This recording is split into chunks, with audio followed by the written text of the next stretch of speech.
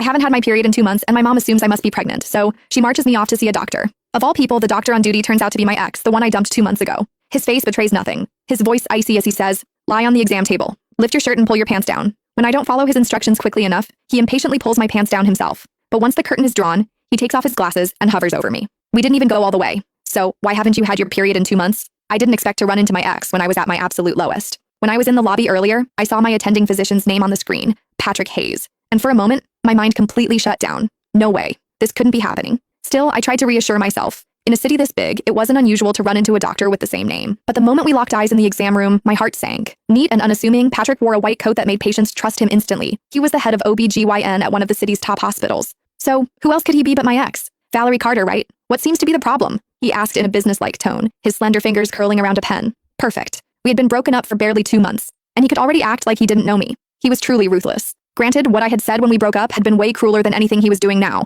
My exact words had been, "Patrick Hayes, after today, the only way I'd even consider seeing you again is if you were lying in a hospital bed, begging me to." Now, they had come back to haunt me. We were really meeting again in a hospital, but this time I was at his mercy. He was the doctor, and I was just a patient waiting for my fate to be decided. Forget about gracing him with a visit. His schedule was completely booked, and I couldn't even snag a single slot myself. Ultimately, my mom had to fork out double the usual price and go through all kinds of trouble just to get an appointment from a scalper. Just moments ago, I overheard a group of young women leaving the clinic whispering excitedly about how handsome the doctor was. According to them, the social media hype wasn't an exaggeration. They didn't even need a prescription. Just seeing him in person was enough. He was devastatingly handsome, the kind of face that made them feel like they could live decades longer just to admire it. At the time, I was curious to see for myself. Was everyone named Patrick Hayes that good looking? Now that I had seen him, devastating was the right word. But I wasn't referring to his looks. I meant myself. I was usually sharp-tongued. However, the moment I stepped into the exam room, it was like my voice had been stolen. I couldn't say a word. My mom, of course, didn't notice a thing. She had no idea about the tension simmering between Patrick and me. Instead, she started rattling off my symptoms at full volume.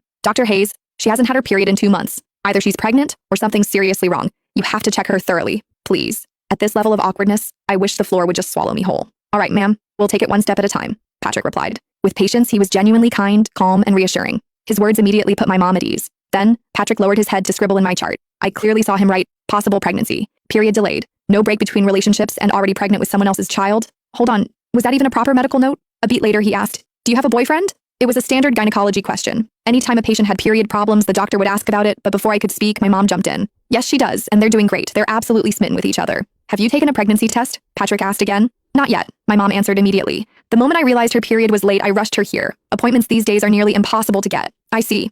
At first glance, Patrick still looked completely calm, but I had already sensed trouble. I could see his grip on the ballpoint pen tightening until his knuckles turned white. Even the pen tip had bent at an absurd angle, the pressure tearing through 3 sheets of paper. "Come on, man, that was my medical chart, not a murder list."